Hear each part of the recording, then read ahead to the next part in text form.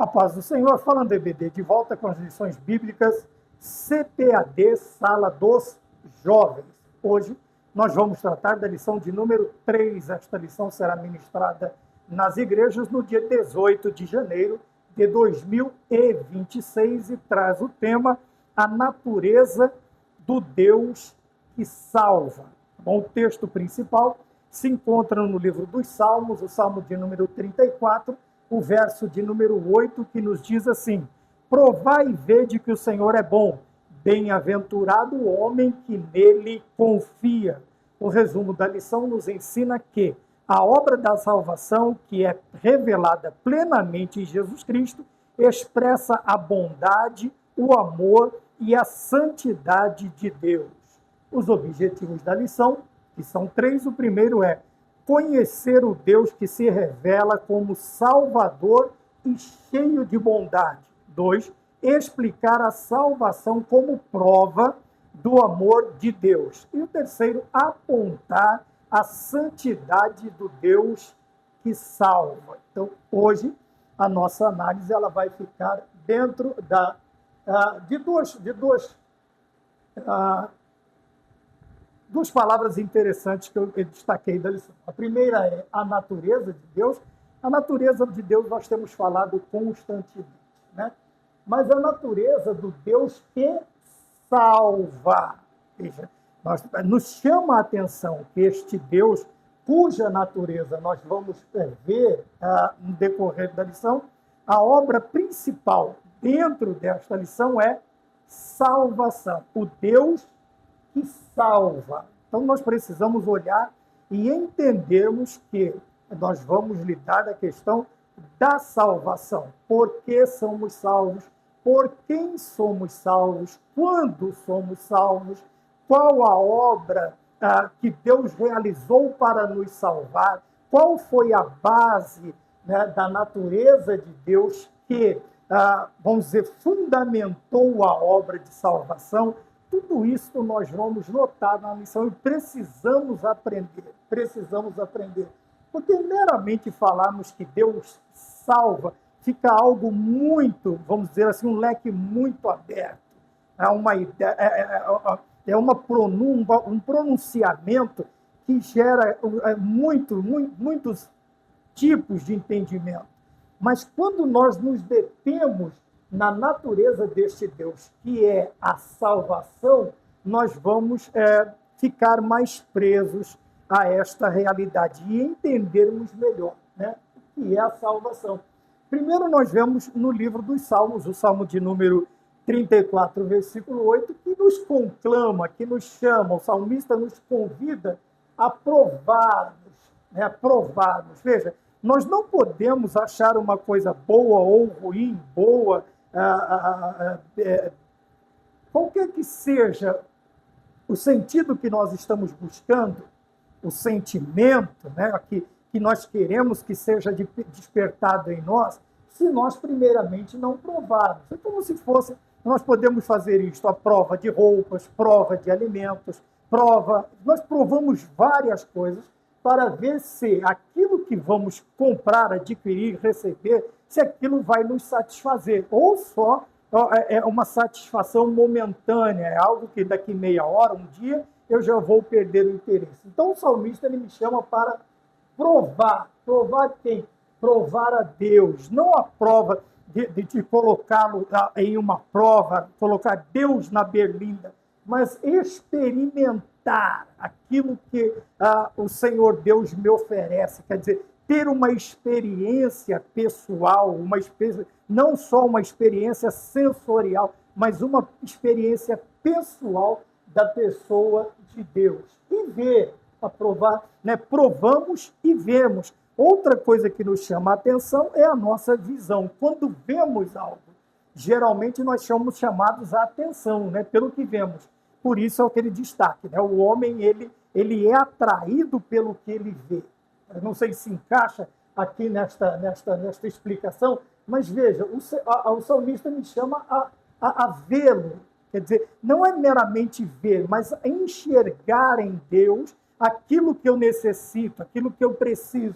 Então, não somente provar como experiência, mas ver como uma certeza. A partir do momento em que eu enxergo aquilo que eu estou procurando em alguém ou em alguma coisa, eu sou convencido. No caso aqui, eu provo e vejo que o Senhor é bom. A bondade é uma das características da natureza de Deus que faz com que Deus nos salve. Não o obrigue, mas por bondade, nós vamos ver, e por amor, isto levou, essas características de Deus, da natureza de Deus, fizeram com que nós fôssemos alcançados pela obra de redenção, pela obra de salvação do nosso Deus, que se cumpre plenamente em quem? Na pessoa bendita de nosso Senhor Jesus Cristo. Então, para entendermos ou conhecermos este Deus que salva, nós somos convidados a prová-lo e ver. Veja, não é questão, já vou repetir, não é provar, não é colocar Deus numa berlinda, não é, como ele diz, depois de você fazer tudo isso, você vem e faça a prova de mim. Então, este prova aqui é diferente, tá bom? E ver que o Senhor é bom, é uma característica de Deus. Quando Cristo foi interpelado pelo jovem rico, chamado de bom mestre, ele disse: por que você me chama de bom? Somente há um que é bom. Quem é ele? O Deus, cuja natureza e obra nós estaremos estudando. Então, a obra de salvação, veja, a obra da salvação, desde o princípio, ou desde antes da fundação do mundo, lá na eternidade, ela é expressa de que maneira? Como é que nós vamos ver? Então, nós vamos olhar para o quê? Para a natureza, algumas qualidades da natureza de Deus. A obra de salvação, ela é expressa. O que ela expressa? Ela é tanto expressa por estas qualidades e também expressa estas qualidades de Deus, que é, primeiro, a bondade, o amor e a santidade de Deus. Então, nós vamos trabalhar bastante com estas três qualidades. Bondade, Deus é bom. Amor, Deus é amor. E santidade, quer dizer, Deus é santo. Então, toda a obra de salvação ela vai ser expressa, demonstrada, mostrada ao ser humano através destas três palavras: bondade, amor e santidade. Para isso, o que nós vamos fazer? Como está na introdução da lição, o que nós vamos fazer? Nós vamos estudar o quê? Nós vamos refletir, pensar, estudar sobre a natureza, a essência amorosa dele. Dele quem? De Deus. Pois é neste amor que está fundamentada toda a história de salvação, que está fundamentada, que está alicerçada, que está cimentada, que está pavimentada. Em quê? No amor. Veja, refletir sobre a natureza amorosa, pois é neste amor, qual amor? O amor do Deus que salva, que está fundamentada toda a história da salvação. Como disse, vou repetir, desde o princípio das coisas ou antes deste princípio. Quer dizer, desde a eternidade, o que é que pavimenta, o que é que alicerça, o que é que fundamenta a obra de salvação? Méritos humanos? Não. O que faz? É justamente o quê? O amor, pois é neste amor que está fundamentado toda a história. Vamos para a história que nós conhecemos, do Gênesis ao Apocalipse. O que é que nós vamos notar? Em todos os momentos, o que é expresso, o que é demonstrado ao ser humano, o amor de Deus na sua totalidade. Enquanto o homem faz de tudo para provocar a ira e a justiça de Deus, Deus, ele inverte, veja, não deixa de julgar o que está errado, mas dentro do julgamento de Deus, até mesmo na sua ira, nós vemos o quê? A demonstração do seu amor. Nós estamos notando isso em todas as lições que estamos estudando nestes trimestres. Quer dizer, nós vemos o amor de Deus que pavimenta, que fundamenta toda a história de salvação. As histórias mais bonitas que nós contemplamos, ainda que alguma delas, veja, nós estudamos duas lições, né, espero que vocês se lembrem, em que o nome de Deus não é mencionado, mas vemos ali explicitamente mesmo não citando o seu nome, alguns gostam de usar a palavra implicitamente, nós vamos ver o amor de Deus sendo manifesto, né? O amor de Deus sendo manifesto através destes livros, através destes livramentos que o Senhor opera. Então, quando olhamos para toda a fundamentação da história de salvação da humanidade, o que é que nós vemos? O que é que salta aos olhos? O que é que se destaca? É o amor de Deus, é o amor de Deus. Então, no ponto de número 1, nós vamos falar do Deus que se revela como Salvador. Quer dizer, logicamente, a palavra salvar, ela está relacionada a Salvador, só pode salvar o objeto ou alguém que salva. Quem é o Salvador? Né? Nosso Salvador é nosso Senhor Jesus Cristo.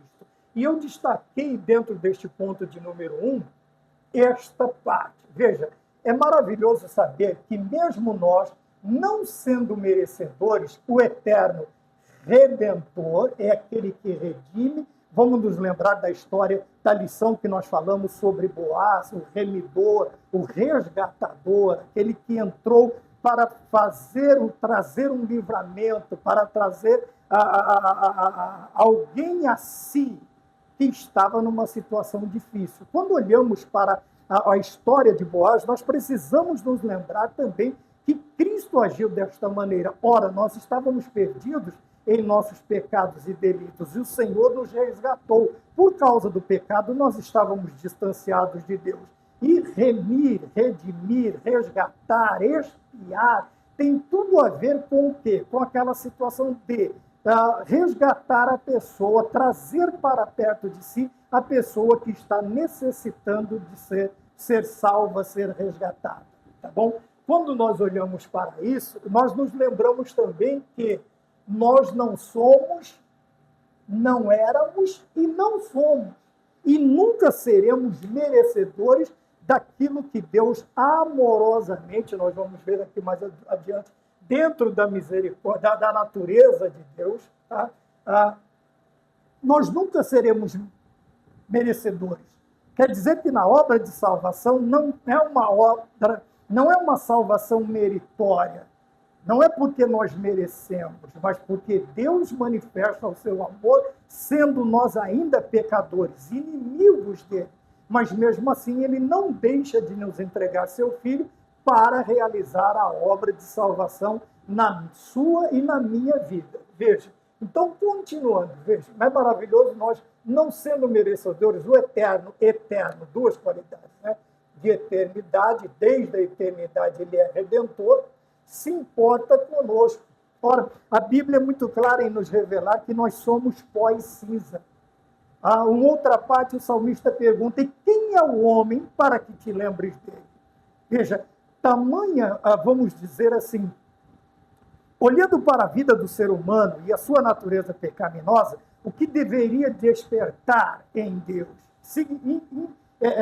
Naturalmente seria a nossa insignificância, a nossa pequenez, as nossas falhas, a nossa natureza pecaminosa, as nossas transgressões, o quanto nós provocamos Deus, ao invés de provarmos, nós tentamos Deus, que é uma situação totalmente diferente. Porém, este Deus, dentro da natureza que nós analisaremos agora, ele não olha para estas coisas. E é justamente esta natureza misericordiosa e bondosa de Deus que revela o seu amor por nós. Dentro desta natureza, desta essência de Deus, quais são elas? A primeira, misericordioso. O que é misericórdia? Misericardia, coração de Deus se doendo por causa das nossas misérias, por causa das nossas mazelas. Então, o que acontece? Veja, nós ainda vamos falar de justiça. Dentro da misericórdia, nós não recebemos o que merecemos. Tá? E o que é que nós merecíamos? O salário do pecado é a morte. Tá bem? E na graça, mais o dom gratuito de Deus, a graça, dom, charisma, tá? Que é chamado de carisma, carismático, vem tudo aqui desta palavra charisma ou carisma do grego. O que nós precisamos entender? Veja, que o que move o coração de Deus para nos salvar Quais as áreas da natureza, da essência de Deus, da pessoa de Deus, que leva ele a pensar na nossa salvação e colocar esta obra em prática? Primeiro, misericórdia e bondade. O Senhor é bom. O Senhor é bom. Então, nós vemos que tudo o que acontece na nossa vida é por causa do amor de Deus, da bondade de Deus e da misericórdia de Deus. Tá? Mais à frente, nós vamos falar de mais características da natureza do Deus que salva, da natureza do Deus que salva. Então, nós temos aqui misericórdia e bondade de Deus que revela o seu amor. Tá bem? Então, o amor de Deus, ele é um amor prático. Ele é um amor que realiza. Ele é um amor que demonstra, ele não fica só em palavras. Veja, e no que aqui ele está mostrando? Dentro da misericórdia, quando ele nos... veja, não mediante a qualquer mérito nosso, mas pelo sacrifício vicário de Cristo, nós recebemos a graça. Tá bem? A graça, a misericórdia e justiça caminham juntos. Então, a misericórdia de Deus é quando eu não recebo o que eu mereço. Misericardia, coração e miséria. O coração de Deus se doendo por causa das minhas misérias, quer dizer, por causa do meu pecado. Tá bem? E a bondade de Deus se manifesta revelando o quê? O seu amor. E como nós vemos o amor de Deus? É só nós olharmos para a obra substitutiva de nosso Senhor Jesus Cristo. O Senhor, mesmo nós sendo ainda pecadores, obviamente inimigos de Deus, contrários a Deus, ele não deixou de provar o seu amor, deixou de provar. Agora sim, provou o seu amor e fez o quê? Nos deu o Senhor, nos deu o seu Filho unigênito. E o Senhor é bom por causa, dentro da obra salvífica, é porque em toda ela ele pensou no pecador, não em destruí-lo, mas em salvá-lo. Em salvá-lo. A qual ser humano? Todos os seres humanos. Deus amou o mundo de tal maneira que deu seu Filho unigênito para que todo aquele que nele crê não pereça, mas tenha a vida eterna. Tá bom? Então nós temos aqui o ponto de número 1.1, dentro do Deus que se revela como Salvador. A história da salvação mostra Deus como Redentor. Deus como Redentor. Tá? Não há outra forma, não há outra pessoa que possa nos redimir, que possa nos salvar, a não ser o nosso Deus. Através do presente, da graça, que é o nosso Senhor e Salvador Jesus Cristo. Ponto de número 2. Deus é bom e digno de confiança. Então nós vemos de novo. Aí você me pergunta, mas quando eu provo, como que eu sei que uma coisa é boa? Eu preciso prová-lo, eu preciso experimentar, eu preciso ter experiência, eu preciso ter um contato, eu preciso de alguma forma me achegar a ele para reconhecer esta qualidade. E quando nós provamos da sua bondade? É quando nós nos entregamos a ele com plena confiança. Tá? Nós só vamos ver que Deus é bom a partir do momento em que nós deixarmos de confiar, eu estava falando sobre isso na igreja, nós deixarmos de confiar nas nossas muletas espirituais que nós temos, quer dizer, são coisas, pessoas, lugares que nós corremos antes de recorrer a nosso Senhor e Salvador Jesus Cristo e formos até Ele. Quando formos lá e provamos, como disse Isaías no capítulo de número 6, o que acontece? E nos entregamos a Ele. Então, eu só posso ver esta bondade, este cuidado, este amor, esta consideração de Deus por mim a partir do momento em que eu me entrego completamente a este Deus. Quer dizer, não vai ser uma entrega parcial, não vai ser uma entrega mediante as circunstâncias da vida, circunstanciais. Não, vai ser uma entrega total, independente das circunstâncias e independente da situação em que eu me encontro. Veja, para provar que o Senhor é Deus, não é somente as pessoas de baixa renda, as pessoas assim, as pessoas extremas. Não, você pode ser rico, você pode ser pobre. Quando é que nós vamos nos entregar completamente a Ele? Quando estas necessidades nos alcançam. essas necessidades. Aqui, no caso, a necessidade de salvação. Quando nós olhamos para nós e entendemos que o nosso caminho é um caminho de morte e não um caminho de vida, como escreveu o profecista. Ele diz assim: há caminhos que para o homem parecem caminhos de vida, mas ao final deles são caminhos para a morte. E quando nós nos deparamos com isso, o que nós vamos fazer? Nós vamos procurar a fonte de libertação, de transformação, como nós veremos mais adiante na lição. E fazemos o quê? Nós entregamos completamente a nossa vida. Veja, Cristo na cruz do Calvário, o próprio Deus Filho, a segunda pessoa da Trindade Santa, o que ele diz? Pai, em tuas mãos entrego o meu espírito.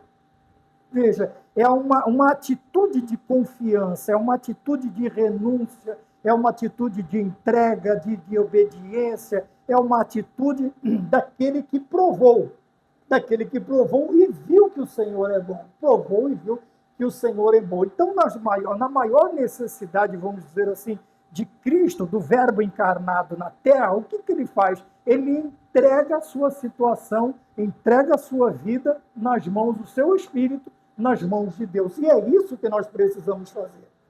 Porém, entregamos a Ele com o quê? Com plena confiança. E o que acontece a partir do momento em que nós nos entregamos a Deus de corpo, alma e espírito? Veja, o temor do Senhor passa a fazer parte da nossa vida. Outra qualidade interessante na vida do cristão genuíno, do discípulo, do crente, daquele que quer servir a Deus, que é o temor. Tá? Como nós vimos em aulas passadas, o que é o temor? É respeito, é reverência, é guardar os pés. Lembra lá no capítulo 6, com 2 asas cobriam o rosto, com 2 asas cobriam os pés e com 2 voavam os serafins. Cobriam o rosto, temor, né? Cobriam os pés, respeito, reverência, guarda os teus pés. Então, veja, tudo isso está incluído dentro do temor. O temor do Senhor passa a fazer parte do quê? Da nossa vida. Quer dizer que este temor, ele nos levará a uma dependência, a uma piedade, uma vida de piedade, acima daquilo que nós pensávamos viver. Acima. Por quê? Porque agora nós conhecemos ao Senhor. É por isso que Oséias, no capítulo 3, no capítulo 6, ele vai sempre nos conclamar a conhecer. Por que o povo é destruído? Por falta de conhecimento. E aí ele diz: conheçamos e prossigamos em conhecer ao Senhor. Mateus 22, 29, errais não conhecendo as Escrituras e nem o poder de Deus. Então, veja, a partir do momento em que nós nos entregamos a Ele com plena confiança, este temor do Senhor, tá? Não é medo do Senhor, mas é respeitado em toda a sua natureza, em todas as suas qualidades, na essência que nos é revelada pelas Escrituras da pessoa de Deus.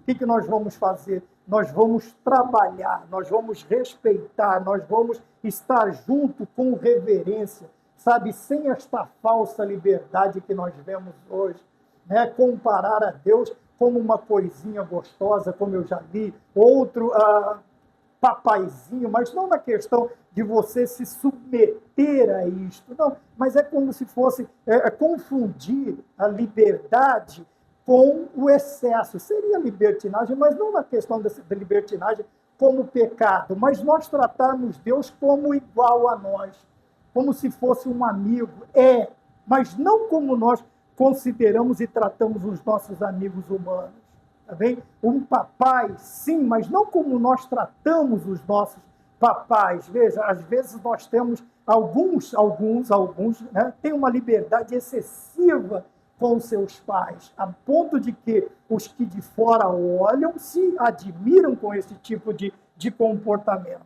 Então, o temor faz com que eu respeito onde o Senhor está. E onde o Senhor está? O Senhor está no seu santo templo, o Senhor está no monte, o Senhor está no vale, o Senhor está na minha vida familiar, profissional, religiosa, o Senhor está em todos os lugares. Quer dizer que o temor, que é o princípio da sabedoria, princípio da sabedoria é temer ao Senhor, ele vai fazer parte constantemente. Como que eu vou demonstrar que sou sábio? Porque eu provei, vi que o Senhor é bom, e agora, depois de entregar a minha vida a Ele, este temor faz parte da minha vida, este respeito. Deus não quer que nós tenhamos medo dele, sabe? A ideia de ter medo de um Deus iracundo, de um Deus perverso, como alguns dizem, esta não faz parte das Sagradas Escrituras, não tem nada a ver, não tem nada a ver. Tá? Ele quer sim que nós nos acheguemos a Ele, tenhamos um relacionamento particular, uma experiência particular com Ele, para sabermos que Ele é bom, e Ele sendo bom, o que é que nós vamos fazer? Reverenciá-lo e depender desta bondade. Viver único, exclusivamente, da dependência de Deus, daquilo que Deus me fornece. E naquilo que Deus me dá, eu vou viver o contentamento daquilo que Deus faz por mim. O ponto de número 3, Jesus revela a natureza salvadora de Deus. Ora, quem vê a mim, vê ao Pai, foi a resposta de nosso Senhor Jesus Cristo. Para o discípulo que pergunta, mostra-nos o Pai, pede na realidade. Ele diz, olha, quem vê a mim, vê ao Pai. Tá bem? Então, no Filho, a revelação plena da pessoa, da natureza do Deus que salva, ela é expressa na pessoa bendita de nosso Senhor Jesus Cristo. Quando olhamos a vida de Cristo, nós olhamos o comportamento, a obediência de Cristo, nós conhecemos Deus nos seus atos, nas suas palavras, nas suas atitudes, nos seus milagres, na salvação. Nós vamos ver quem? Nós vamos ver Deus. Então, o ponto 3 revela a natureza salvadora de Deus. E o que é que nós separamos aqui? Veja, quando nós provamos, o temor de Deus surge, passa a fazer parte da nossa vida. E isso é interessante porque, veja, saber,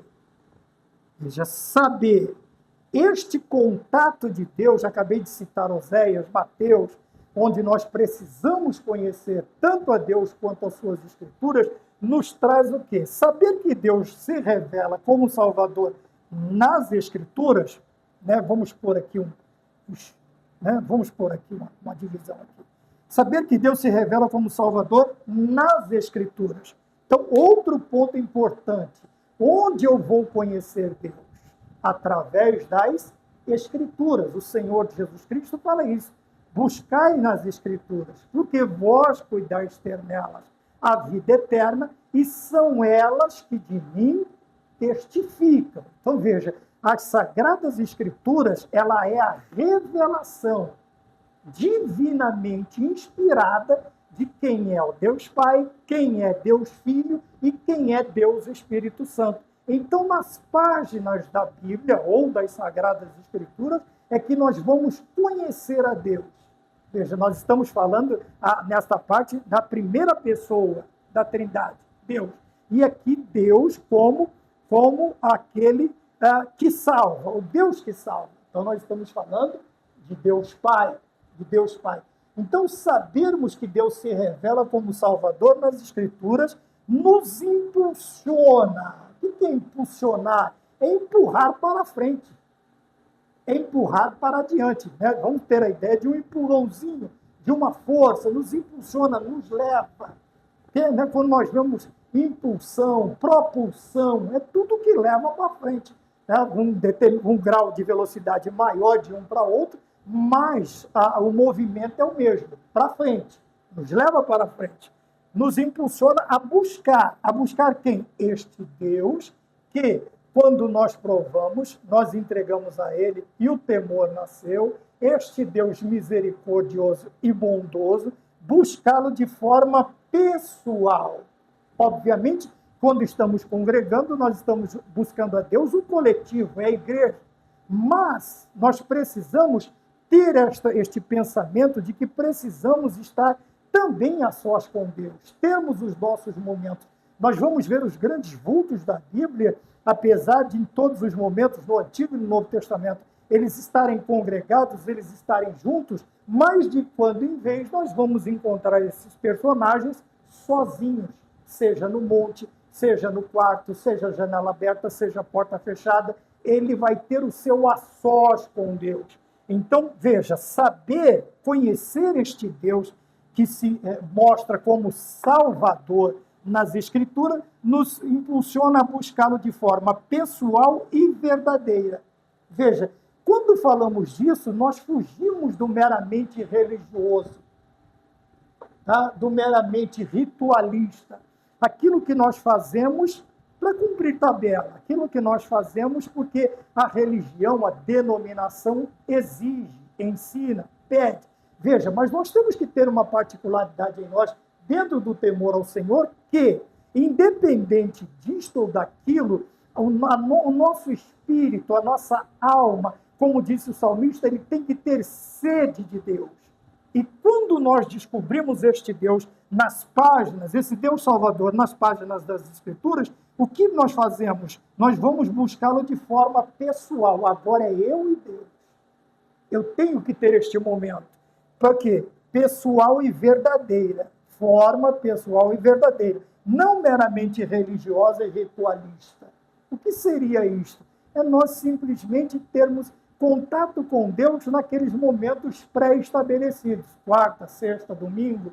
E aquele momento em que nós... Veja, tem muitas vezes que chega na hora do culto, a igreja já está de pé cantando os hinos, o irmão está chegando para orar, principalmente os do púlpito, piorou, né? Que ele ainda vai cumprimentar todo mundo, daqui a pouco ele volta, ajoelha, vira as costas para a igreja, mas a igreja já está adiantada no culto, quer dizer, o culto deste irmão, desta irmã, está aleijado, está defeituoso.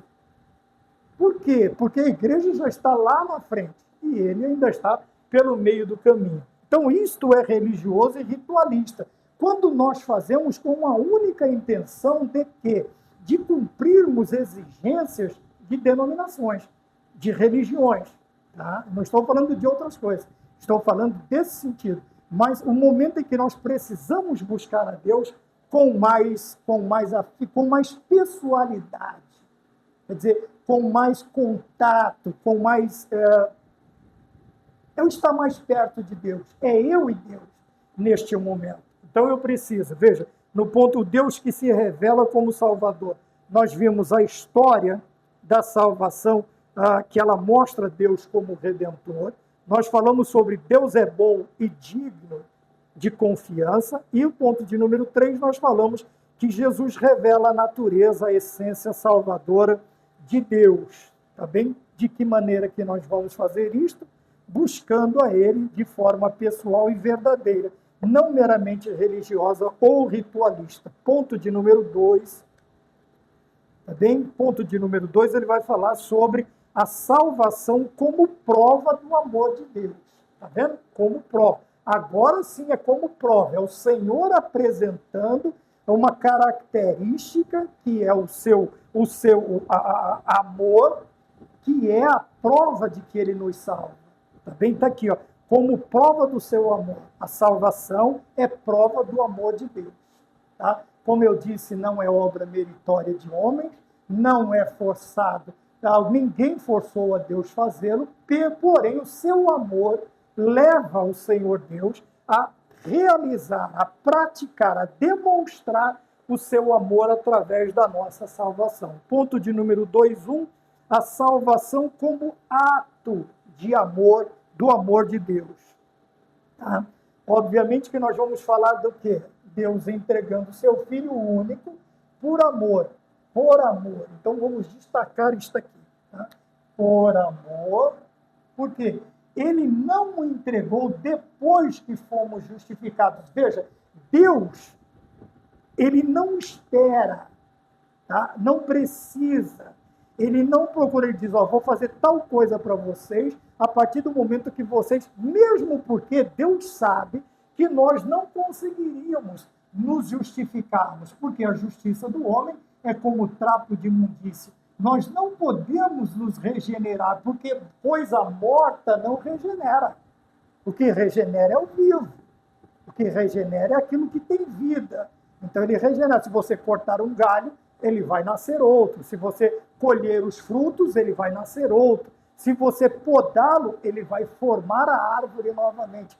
Então, eles vão se regenerar. Tá bem? Outra coisa que nós não podemos. Por quê? Nós estamos mortos nos nossos pecados e delitos. E as nossas justiças, as nossas justificações, elas não passam de trapos de imundícia. E santificação.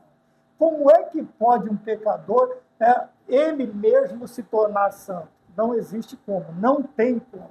Tá?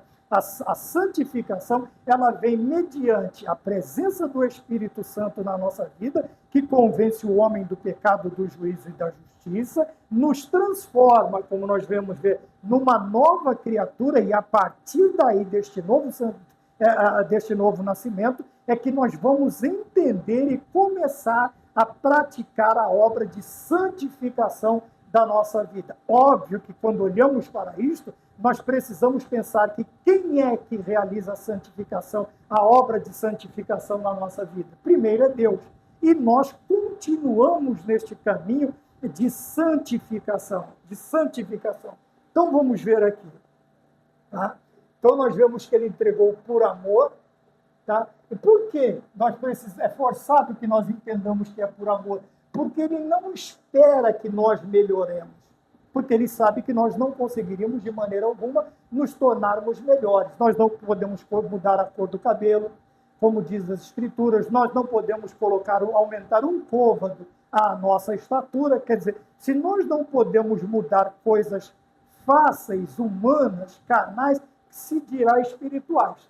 Justificação, regeneração e santificação. As doutrinas dentro do quê? Da doutrina de salvação, da soteriologia. Bem? O que nós temos lá? A doutrina da justificação, a doutrina da regeneração, da transformação e a doutrina da santificação. Tá bem? Então, olhamos o amor de Deus desta maneira. E muitos de nós e muitos de nós demoramos a reconhecer isto e sermos gratos a Deus por esta obra na nossa vida. E hoje ainda bilhões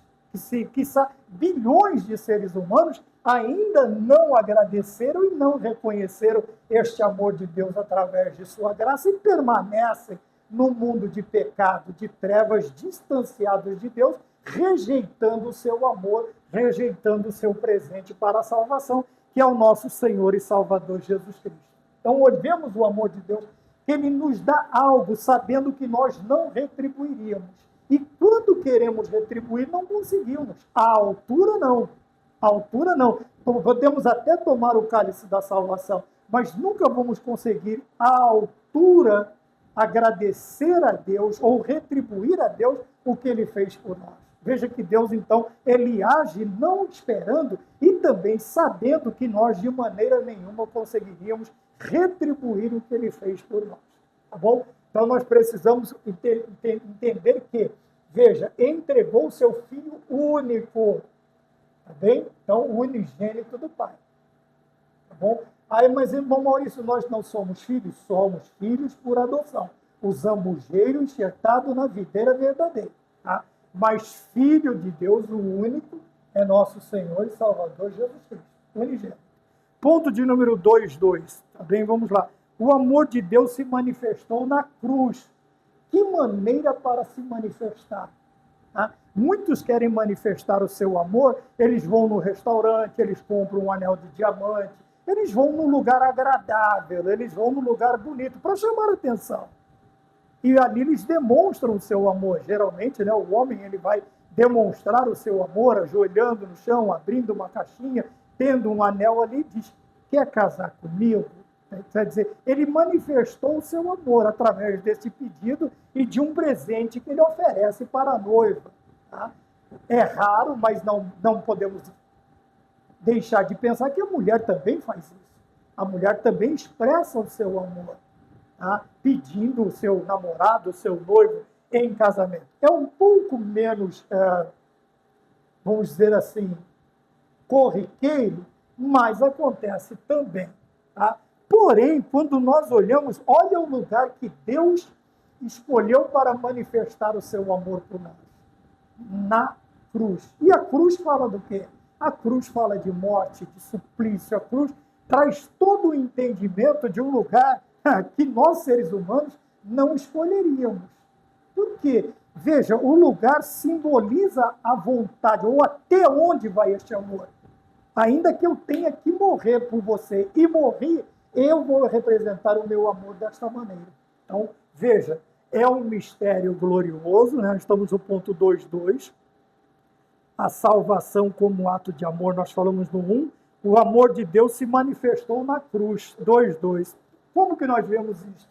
Olha que mistério, né? Mistério. Por que Deus vai escolher justo um lugar que lembra a morte, que representa a morte? Então é um mistério glorioso da salvação no Calvário, no Gólgota, no monte chamado Caveira. O amor divino se encontra com a morte. Então veja, o amor divino se encontra com a morte. O lugar era destinado à morte. Ninguém pensaria em fazer uma declaração de amor no lugar de morte. Mas Deus procura este lugar porque alguém tomaria o nosso lugar. Alguém morreria por nós, por causa do amor divino, para que nós, os pecadores, pudéssemos viver. Então, pela morte de Cristo, o Senhor Jesus Cristo, ele toma o nosso lugar, ele toma a nossa morte, ele morre a nossa morte, ele entrega a sua vida para que nós pudéssemos viver a vida dele. Tá? Para que nós pudéssemos ter vida e vida eterna. Para que nós pudéssemos ter vida na plenitude da palavra vida, na plenitude da vida. Para que nós pudéssemos ter uma vida plena, uma vida verdadeira, satisfatória, alegre, contente na presença de Deus. Então veja que encontro maravilhoso, que mistério, né? Glorioso. A salvação no Calvário, o amor divino, por quem? Pelos pecadores, se encontra com a morte. A morte de quem? Do seu Filho Jesus Cristo.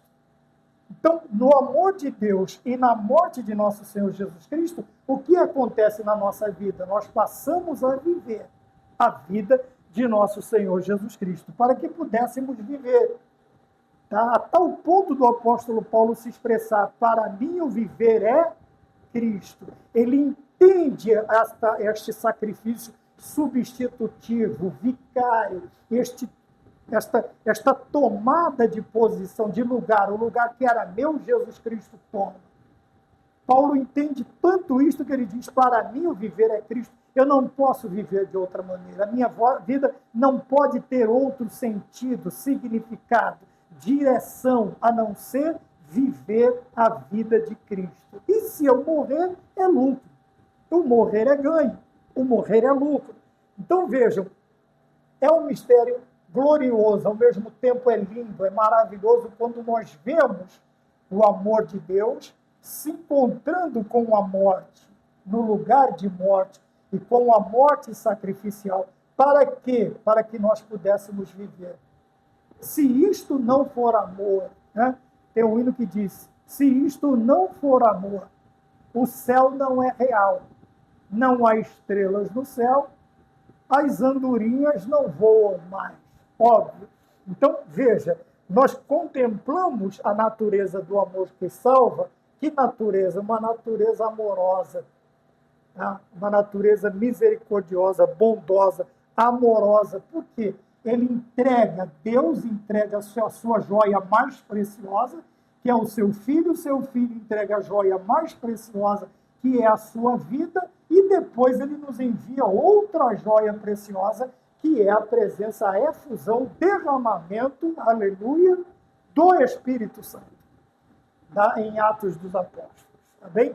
Então nós vemos aqui 2:2 que o amor de Deus se manifestou na cruz. E que lugar Deus procurou manifestar o seu amor, né? Como eu disse, os homens procuram os lugares mais bonitos, as cidades, as capitais, os países, para manifestar o seu amor. Não, Deus, ele manifesta o seu amor levando o seu filho para o Gólgota, veja a morte dele, demonstra o seu amor por nós, permitindo que o seu filho seja açoitado, cusparado, preso, zombado, perseguido, para que nós pudéssemos viver. Todo este processo da encarnação do Verbo até a sua morte e morte de cruz, a intenção de Deus é que nós tenhamos vida e vida com abundância.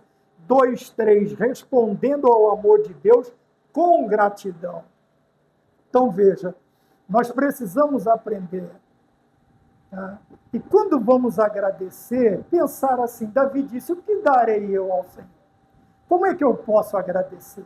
Tem como? Não tem como. Humanamente, materialmente falando, não tem como eu agradecer a este Deus. Então, o que eu faço? Eu vou fazer parte da sua obra, eu vou tomar do cálice da salvação, eu vou me envolver, ainda que eu sofra, ainda que eu chore, ainda que eu padeça, viver com Cristo é melhor. Então, o salmista disse, eu vou tomar do cálice da salvação. Tá bem? Veja, por que nós chegamos a esta conclusão de que valores materiais e, às vezes, até a nossa displicência em nos oferecermos como sacrifício vivo, santo e agradável, como está na carta aos Romanos, né, que Paulo escreveu aos Romanos, no capítulo de número 12, rogo-vos, pois, irmãos, que apresentei os vossos corpos em sacrifício vivo, santo e agradável a Deus, que é o vosso culto racional. Tá bem? Então, nós precisamos pensar como está sendo o culto que eu estou apresentando a Deus. É um culto racional? Quer dizer, é um culto que eu sei o que eu faço e o que eu devo fazer? Ou é meramente um culto emocional? Onde se aflora a minha emoção, mas o meu espírito, a minha espiritualidade, ela não aparece. A minha gratidão. Quando eu penso nisso, eu lembro do amor de Deus. Para que eu alcance, tá, esta gratidão, como está aqui, do amor de Deus, respondendo do amor com gratidão, eu tenho que me lembrar que o amor de Deus, veja, a natureza do Deus que ama, então Deus é amor, o amor de Deus não apenas me alcança. Tá? Essa ideia de que, não, Deus me amou porque Ele precisava, eu mereço. Eu falei em outras aulas da editora Betel, adulto e jovem, sobre isso. Muitas vezes nós somos prontos a solicitar a Deus os nossos deveres, mas nunca nos lembramos, ou os nossos direitos, mas nunca nos lembramos das nossas responsabilidades, dos nossos deveres. Então, veja, o amor de Deus não apenas nos alcança, ele nos transforma, mas, ó, o versículo 2 de Romanos 12, mas transformai-vos, o quê? Através dos vossos entendimentos, para que experimenteis qual seja boa, para que experimenteis, olha aqui, provar e ver, experimentar que Deus é bom. Então, vai lá, rogo-vos, pois, irmãos, pelas compaixões de Deus, que apresentei os vossos corpos em sacrifício vivo, santo e agradável a Deus, e não vos conformeis com este mundo, mas transformai-vos pela renovação do vosso entendimento, metanoia. Hoje eu estava conversando com um obreiro na empresa, né, no horário do café, e nós estávamos falando sobre isso. Não adianta mudar de cidade, não adianta mudar de roupa, não adianta mudar de igreja, se você não mudar o seu pensamento, se você não mudar a si mesmo. Eu tenho sempre o costume de dizer assim, que aonde o ferro vai, a ferrugem vai atrás. A ferrugem vai atrás. E eu preciso me preocupar com isto. Eu preciso me preocupar com isso. Tá bem? Por quê? Eu preciso ser transformado. Tá? E aqui não somente, mas corpo, alma e espírito. Eu tenho que ser, o homem tem que ser transformado completamente. Tá? Porque não adianta pôr roupa de crente, cabelo de crente, barba de crente. Não, brincadeira. Se por dentro o sepulcro ainda está caiado, se por dentro nós parecemos com um sepulcro caiado. Minha mãe dizia, por fora filó, por dentro mulambo só. Então não adianta. O amor de Deus tem que nos alcançar e nos transformar.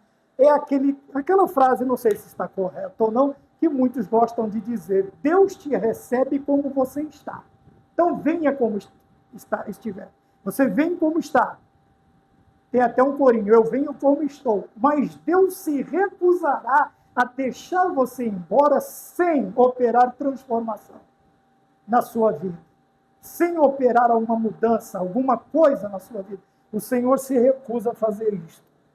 Tá bom? Então, nós estamos falando aqui do ponto de número 2, a salvação como prova do amor de Deus. E agora vamos para o ponto de número 3, tá? A santidade do Deus que salva. Então, agora nós vamos falar de qual natureza, de qual qualidade da santidade de Deus. Tá? Santidade. Deus é extremamente santo. Por isso que lá os querubins voam, né, os serafins.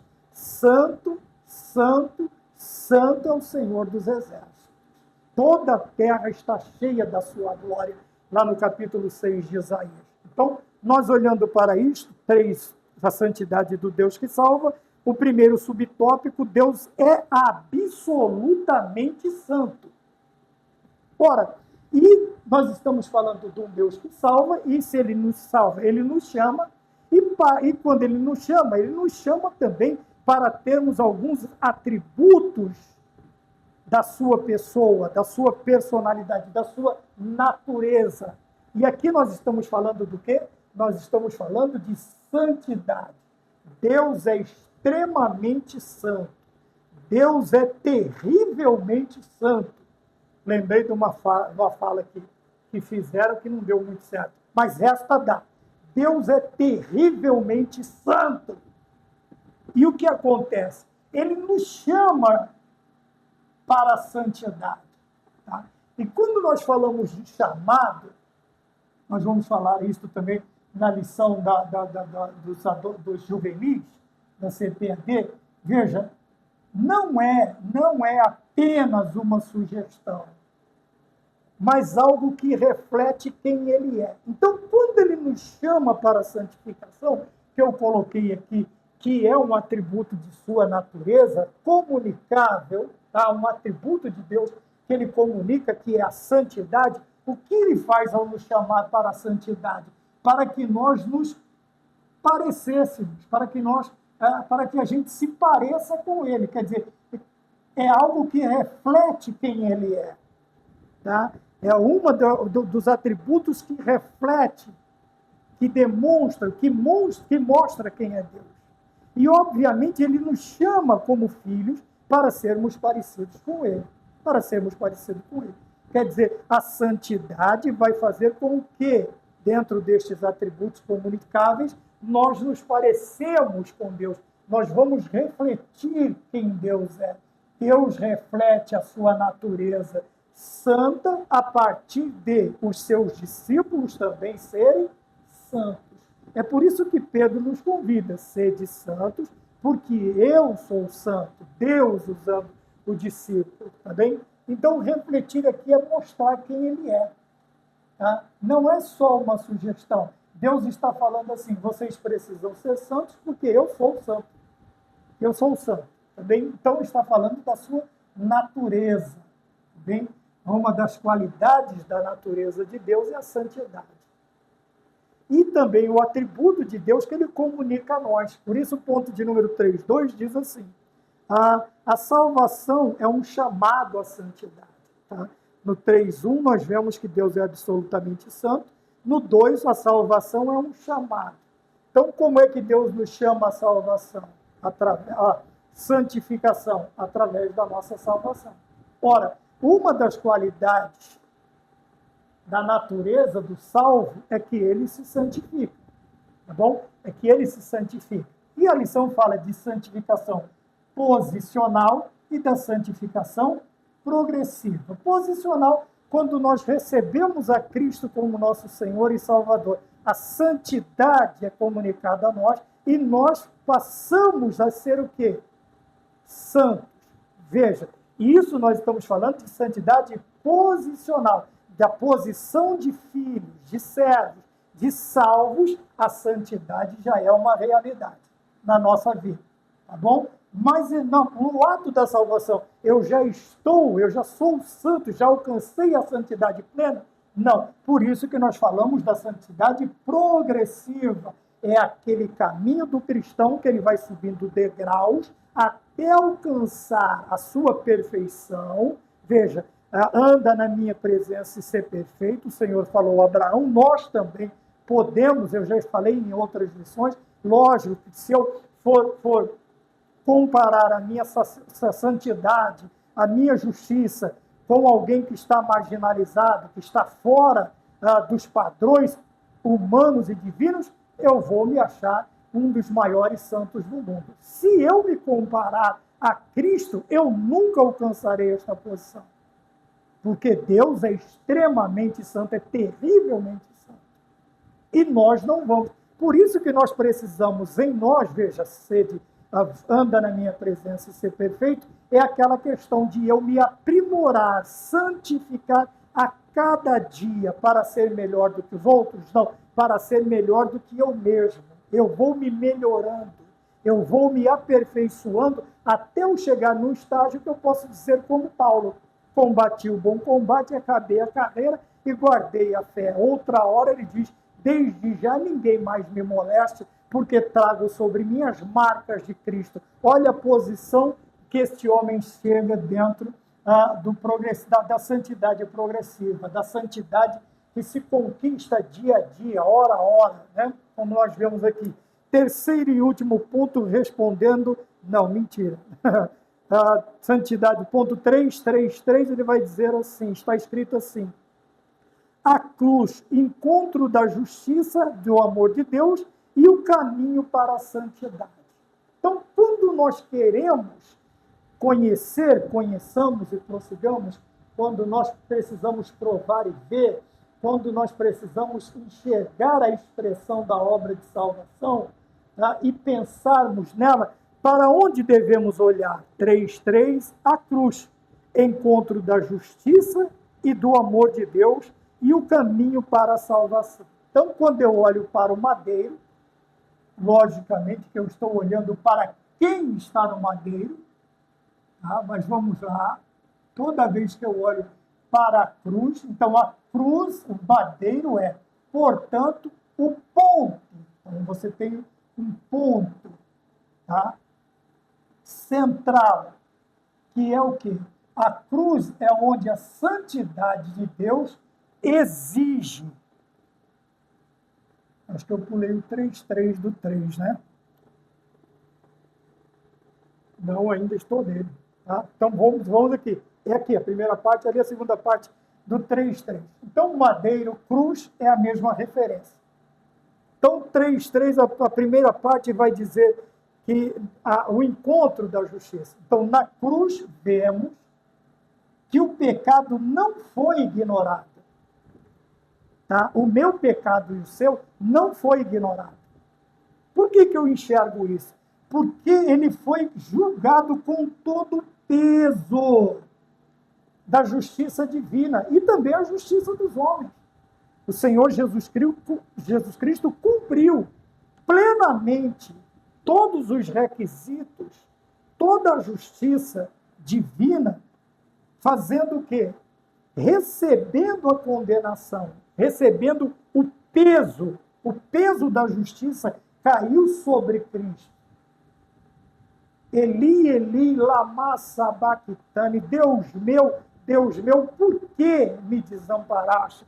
Veja o sofrimento de Cristo no momento em que toda a carga do pecado humano, terreno, todos os seres humanos, cai sobre ele. Veja o puro recebendo a nossa imundície, o santo recebendo o nosso pecado, o verdadeiro recebendo as nossas mentiras, o madeiro que era nosso está sobre seus ombros, sobre seus ombros. Então veja, o pecado não foi ignorado, e ele exigiu de Deus o pecado, o mundo, as leis, o diabo. Se Deus não é justo dentro deste quesito, poderia abrir leques gigantescos, principalmente no mundo espiritual. Não, o Senhor foi conivente, o Senhor foi bonzinho porque era seu filho que estava lá. Não, ele permitiu que toda a carga da desgraça do pecado caísse sobre o nosso Cordeiro Pascal, caísse sobre os ombros de Cristo, viesse a tal ponto de no Calvário, no Monte das Oliveiras, ele diz assim: passa de mim, se possível, contudo seja feita a tua vontade. Lá no Calvário ele vai dizer: por que me desamparaste? Jesus Cristo. Por isso que provar e ver que Ele é bom. Então, Jesus Cristo é o nosso, vamos dizer assim, é o nosso sacrifício expiatório. Tá? Tudo veio sobre Ele. Então, veja, a cruz também mostra que a salvação não é barata. Como nós tratamos nos dias de hoje? Nós tratamos a salvação como algo barato, como algo banal. A salvação é de graça. Não, a salvação não é de graça. Custou, veja, todo o peso da justiça cai sobre os ombros de Cristo. Então não é barato. E quando cai sobre os ombros de Cristo, nós temos sangue derramado. Nós temos carne rasgada qual véu. Este é o preço da nossa salvação. Então ela não é barata e nem é de graça. Ela custou um preço altíssimo, Pedro vai dizer. Que nós fomos comprados não com sangue de bode, não com sangue de touros, não com pedras preciosas, mas com o precioso sangue imaculado de nosso Senhor e Salvador Jesus Cristo. Então nós vemos que o peso, quando nós olhamos desde o aprisionamento de Cristo, que é a parte mais cruenta do sacrifício de Cristo, nós vamos ver que ali o pecado está sendo julgado, mas não dele, o meu. Ele vai ser chicoteado, ele vai ser zombado, ele vai ser preso, interrogado, ele vai ser humilhado. Depois colocarão uma cruz pesadíssima sobre os seus ombros, uma coroa de espinhos, chegando no Gólgota, cravos nas mãos, cravo nos pés, tá bem? Até o ponto dele dizer, Pai, está consumado. Então, a cruz mostra que a salvação não é barata e nós não podemos tratar esta salvação com leviandade, vivendo de qualquer maneira, agindo de qualquer maneira. É meu direito, salvo uma vez, salvo para sempre. Não! Precisamos fazer a nossa parte. O que é a nossa parte? É olharmos para o madeiro. Então, quando olhamos, falamos da cruz, que o pecado não foi ignorado, mas ele foi castigado duramente, conforme o peso da justiça divina sobre nosso Senhor Jesus Cristo. Então, a salvação não é barata, e quando olhamos para o madeiro, a conclusão que nós chegamos? O madeiro é, portanto, o ponto central onde a santidade de Deus exige justiça. Tá? Então, ele vai ser imolado, o Cordeiro de Deus será imolado, eis o Cordeiro de Deus que tira o pecado do mundo. Então, a santidade de Deus exige justiça. Exige justiça.